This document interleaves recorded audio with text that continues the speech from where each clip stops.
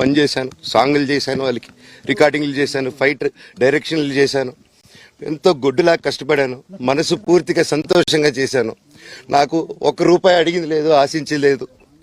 నేను దానికోసం నాకు కావాలి, నేను పనిచేసిన దానికి కూడా నేను అడగట్లేదు.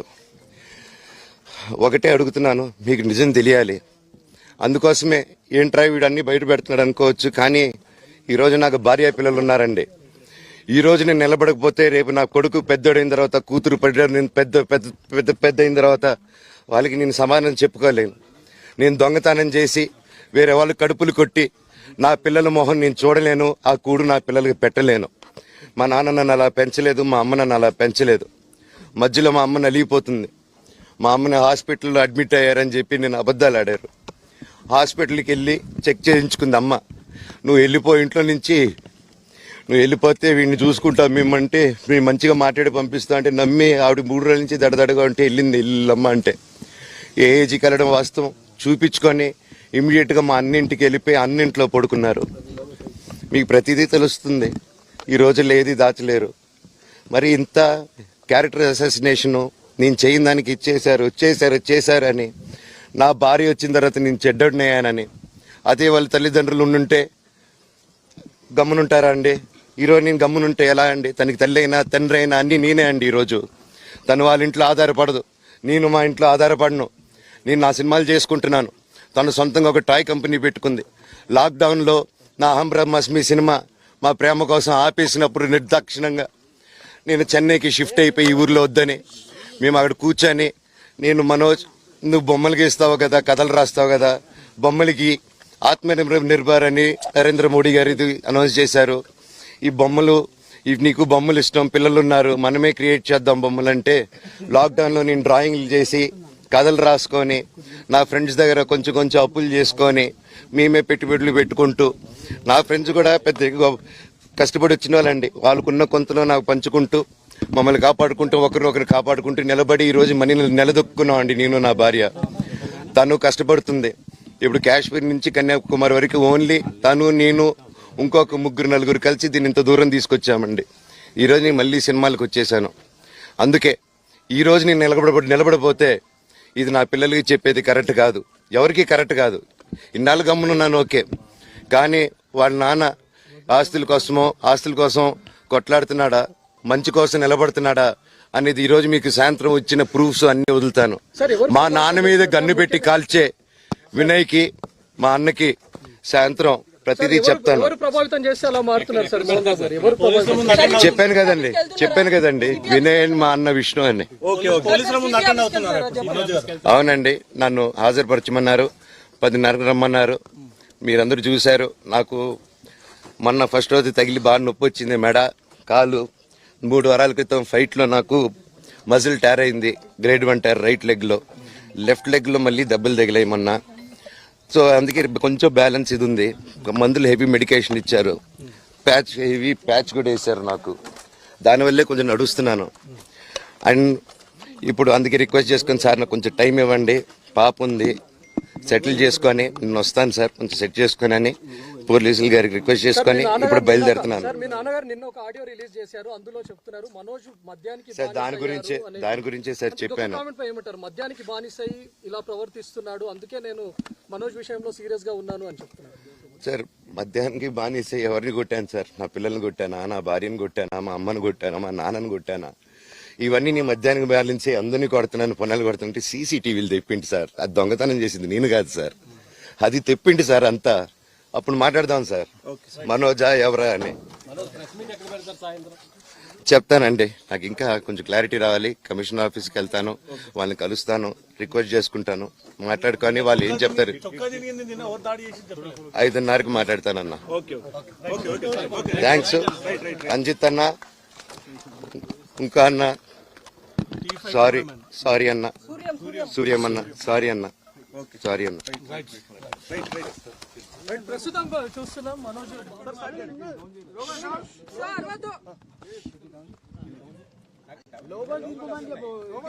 సార్ ఎట్లా చేస్తారు 2 రోజుల నుంచి మీ పైన దాడిని, మీడియా పైన దాడిని.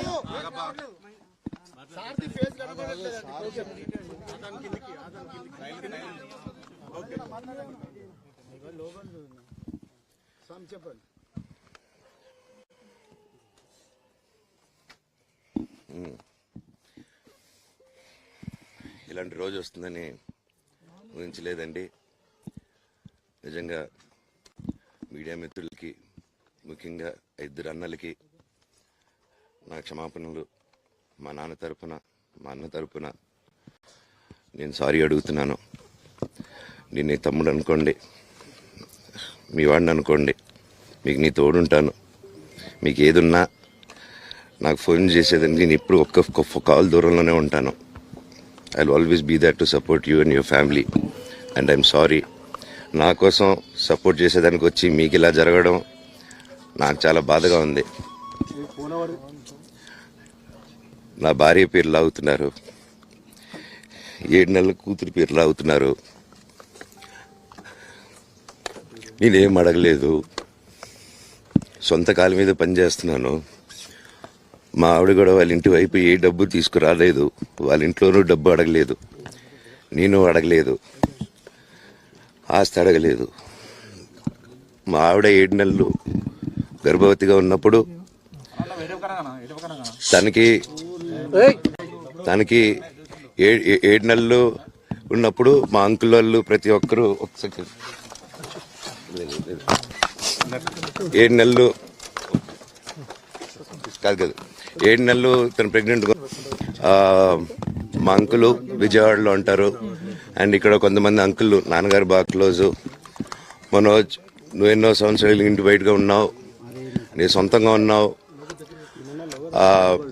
మీ నాన్నగారు అమ్మగారు ఒకరే ఉన్నారు.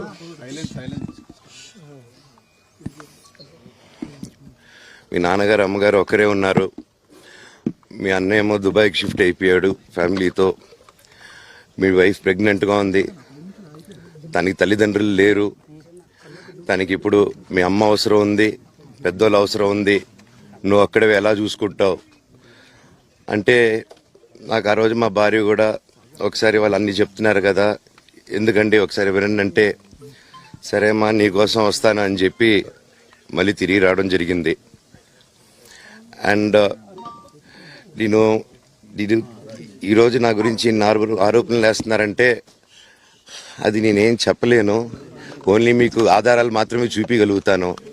ఇప్పుడు వాళ్ళు చెప్పి నేను చెప్పి ఇది కరెక్ట్ కాదండి. నేను ఎప్పటి నుంచో కూర్చొని మాట్లాడదాం అంటున్నాను. పిల్లలకి లోకల్లో అక్కడ లోకల్లో ఉండేది ఎవరో కాదండి, మా బంధువులే అండి అందరూ. ఆ చుట్టుపక్కల గ్రామాలందరూ మా నానమ్మ వాళ్ళ ఊరు, మా అమ్మమ్మ వాళ్ళ ఊరు, అందరూ మా వాళ్ళండి. వాళ్ళ పిల్లలు, మనవాళ్ళు, వాళ్ళ బంధువులు. సో వాళ్ళకి అన్యాయం, వాళ్ళు అర్జీలు పెట్టుకున్నారు, వాళ్ళ లెటర్లు పంపించారు, వాళ్ళన్నీ చేశారు. నేను వాళ్ళకి సపోర్ట్గా మద్దతుగా నిలబడి ఏమైంది నేను అడిగేసరికి వినయ్ అతనికి ఫోన్ చేశాను, మెసేజ్లు పెట్టాను. సార్ వాట్ ఈస్ హ్యాపెనింగ్, నేను కావాలంటే కాళ్ళ మీద కూడా పడతానండి, ఈ ఇష్యూ క్లియర్ చేయండి, మాట్లాడుకుందాం అంటే చాలా దురుసుగా రిప్లైలు పెట్టారు. నేను ప్రతిదీ ఈరోజు సాయంత్రం 5:30కి ప్రెస్ మీట్ పెట్టి ఇన్నాళ్ళు ఆగానండి, ఇంకా ఆగలేను. ఈరోజు ఈవినింగ్ ప్రతిదీ చెప్పేస్తాను. ఆ రోజు నేను పోలీసు సపోర్ట్ అడిగినప్పుడు స్టేషన్కి 100కి ఎందుకు ఫోన్ చేశాను, ఆ 100 దగ్గర నుంచి నేను పర్మిషన్ ఇస్తున్నాను, నాకు ప్రాబ్లం లేదు, మీరు ఒప్పుకుంటే మీ వల్ల అయితే 100లో నేను ఏం మాట్లాడానో మీరు తీసుకొని వినండి. ఆ రోజు ఆ మూమెంట్లో జరిగిన మూమెంట్లో మాట్లాడాను. ఇంట్లో 10 బండ్లు ఉన్నాయి, అందరూ ఉన్నారు ఇంట్లో. మరి ఇన్ని బండ్లు ఉంటే ఇంట్లో ఎవరికైనా ఏదైనా అయితే కారుల్లో తీసుకెళ్తాం. ఆ రోజు 108 అంబులెన్స్ వచ్చింది మా ఇంటికి. ఈ విషయం ఎవరికైనా తెలుసా? పోలీసులు కూడా తెలుసు, అది ఎస్ఐ గారికి తెలుసు. అది బయటికి రాదు, కానీ రికార్డులో ఉంటుంది కదండి, అది కనుక్కోండి సార్ 108 ఎందుకు వచ్చిందని. అండ్ నిన్ను ప్రతిదీ నేను కొడుతున్నాను, ఇది చేస్తున్నాను అన్నారు కదా సార్, సీసీటీవీ కెమెరాలు తెప్పిండి సార్. నేను కిరణ్ని, విజయ్ని ఇమ్మీడియట్గా తీసుకొని యాక్షన్ తీసుకోండి, వాళ్ళే దొంగతనం చేశారని చెప్పాను. ఆ కిరణ్ నిన్న మా ఇంట్లో మొన్న చెప్తే నేను చూసుకుంటా అన్నారు. నిన్న మా ఇంట్లోనే తిరిగాడు. మా ఇంట్లోనే తిరిగి మా నానీస్ని బెదిరించి ఒక అమ్మాయి పారిపోయేలాగా చేశారు. నిన్న నా కూతురు బట్టలు ప్యాక్ చేసేదానికి ఇట్లా ప్రయత్నించాడు అతను. అప్పుడు నేను కంగారుగా అప్పుడు డీజీ ఆఫీసులకి వెళ్ళి, భయం వేస్తుందండి పిల్లల జోలికి వెళ్తే, ఎవరికేదు ఇది అందుకే నాకు మా నాన్న దేవుడు అండి. ఈ రోజైతే ఏదైతే చూస్తున్నారో మా నాన్నని, ఇది మా నాన్న కాదండి. నేను అబద్ధాలు ఆడేవాడిని కాదు. నా గురించి మీరు ఎవరినైనా ఎంక్వైరీ చేసుకోండి, నా ఫ్రెండ్స్ని అడగండి. నాకు చిన్నప్పటి నుంచి ఉన్న స్నేహితులు ఒక్కొక్కరు వేరే వేరే వృత్తిలో ఉన్నారు. వాళ్ళు సొంతంగా కాళ్ళ మీద కష్టపడిన వాళ్ళే అండి. అండ్ నేను కూడా నా సొంతంగానే వచ్చాను, కానీ ఏ రోజు ఇది చేయండి అది చేయండి అని అడిగింది లేదు. అండ్ ప్రతిదీ నేను సాయంత్రం వచ్చి మీకు ఎక్స్ప్లెయిన్ చేస్తాను. దయచేసి కోఆపరేట్ చేయండి. థ్యాంక్ యూ మీరు అందరూ ఉన్నందుకు. విజయ్ అనే వ్యక్తి నిన్న అంత చెప్పిన తర్వాత కూడా మా ఇంట్లోనే నన్ను కొట్టేటప్పుడు అతని కారు నుండి వెనకాల నుంచి అలా వెళ్ళిపోయారు అందరూ ఉండంగానే. మీరు అతని కారు నంబరు, అతని సిగ్నల్ ని దయచేసి ట్రాక్ చేయండి. అన్ని కంప్లైంట్లు పెట్టిన తర్వాత కూడా మా ఇంట్లో ఎందుకున్నాడు ఆ దొంగ? మీరు దయచేసి ఇది ఇమీడియట్ గా చేసుకోండి. నేను సాయంత్రం లోపల ఒకసారి మీరు అన్నారు ఇందాక మా నాన్న దేవుడు అని చెప్పి, చెప్తాను సార్. మా నాన్న మీ షోల్డర్ మీద గన్ను పెట్టి కాలుస్తున్నారండి. క్లియర్ గా కాలుస్తున్నారు. ఆయన నేను పనులు చేసుకుంటూ అన్ని రకరకాలుగా ఉన్నప్పుడు ఆయన బ్రెయిన్ వాష్ చేసుకొని నా వ్యక్తిగత జీవితంలో బయట పెట్టి నన్ను, నా వ్యక్తిగత జీవితం తప్ప అది కూడా నేనేం తప్పు చేయలేదండి. నేను ప్రేమించిన అమ్మాయిని పెళ్లి చేసుకున్నాను, ఆ అమ్మాయి కోసం పోరాడాను. దాంట్లో తప్పేంటండి నాకు అర్థం కావట్లేదు. అండ్ ఈరోజు వచ్చి 10 మందికి నిలబడినప్పుడు నేను చెడ్డోడిని అయిపోయాను. ఎక్కడ సైన్ పెట్టమంటే పెట్టాను, రమ్మంటే వచ్చాను, పొమ్మంటే పోయాను. ఎన్ని సినిమాలు చేయమంటే అన్ని సినిమాలు చేశాను. అన్న కంపెనీల్లో పనిచేశాను, సాంగులు చేశాను, వాళ్ళకి రికార్డింగ్లు చేశాను, ఫైట్ డైరెక్షన్లు చేశాను. ఎంతో గొడ్డులా కష్టపడాను. మనసు పూర్తిగా సంతోషంగా చేశాను. నాకు ₹1 అడిగింది లేదు, ఆశించేది లేదు.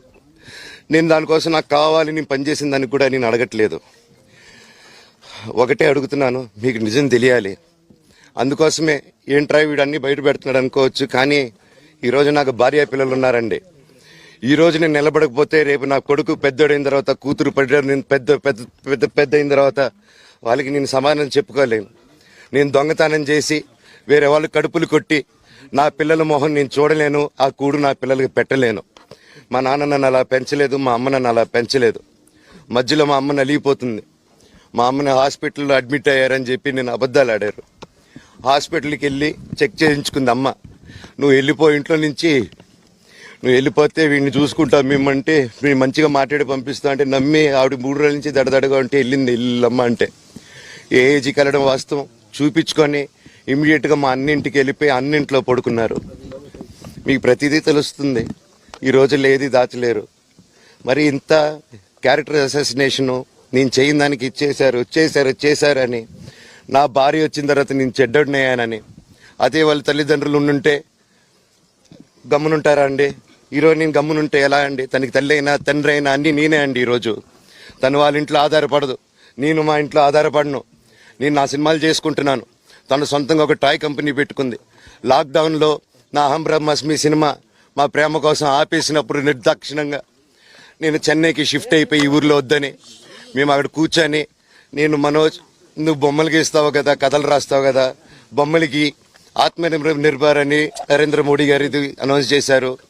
ఈ బొమ్మలు, నీకు బొమ్మలు ఇష్టం, పిల్లలు ఉన్నారు, మనమే క్రియేట్ చేద్దాం బొమ్మలు అంటే, లాక్డౌన్లో నేను డ్రాయింగ్లు చేసి కథలు రాసుకొని నా ఫ్రెండ్స్ దగ్గర కొంచెం అప్పులు చేసుకొని మేమే పెట్టుబడులు పెట్టుకుంటూ, నా ఫ్రెండ్స్ కూడా పెద్ద కష్టపడి వచ్చిన వాళ్ళండి. వాళ్ళకున్న కొంతలో నాకు పంచుకుంటూ, మమ్మల్ని కాపాడుకుంటూ, ఒకరినొకరు కాపాడుకుంటూ నిలబడి ఈరోజు మనీని నిలదొక్కున్నాం అండి. నేను నా భార్య, తను కష్టపడుతుంది. ఇప్పుడు కాశ్మీర్ నుంచి కన్యాకుమారి వరకు ఓన్లీ తను, నేను, ఇంకొక 3-4 కలిసి దీన్ని ఇంత దూరం తీసుకొచ్చామండి. ఈరోజు నేను మళ్ళీ సినిమాలకు వచ్చేసాను. అందుకే ఈరోజు నేను నిలబడపోతే ఇది నా పిల్లలకి చెప్పేది కరెక్ట్ కాదు, ఎవరికి కరెక్ట్ కాదు. ఇన్నాళ్ళు గమ్మునున్నాను ఓకే, కానీ వాళ్ళ నాన్న ఆస్తుల కోసం కొట్లాడుతున్నాడా, మంచి కోసం నిలబడుతున్నాడా అనేది ఈరోజు మీకు సాయంత్రం వచ్చిన ప్రూఫ్స్ అన్ని వదులుతాను. మా నాన్న మీద గన్ను పెట్టి కాల్చే వినయ్కి, మా అన్నకి సాయంత్రం ప్రతిదీ చెప్తాను. చెప్పాను కదండి.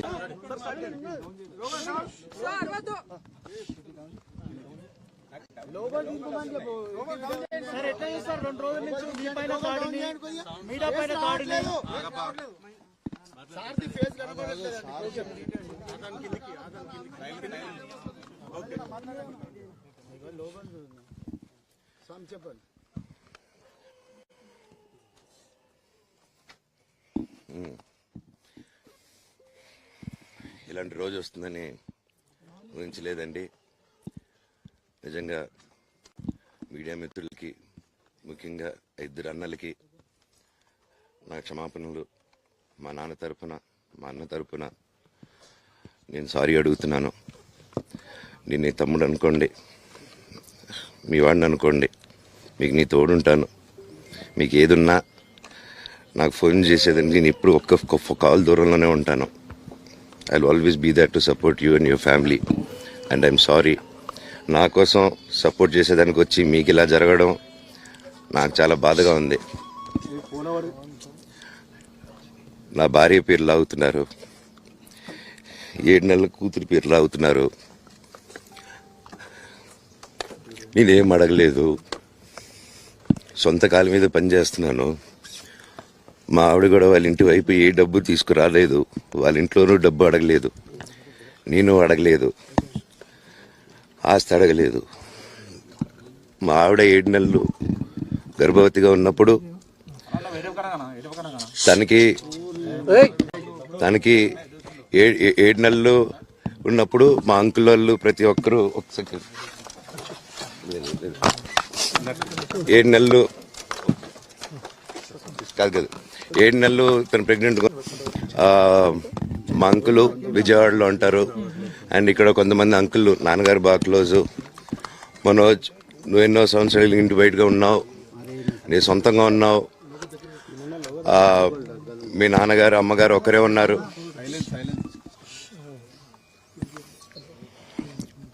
మీ నాన్నగారు అమ్మగారు ఒకరే ఉన్నారు.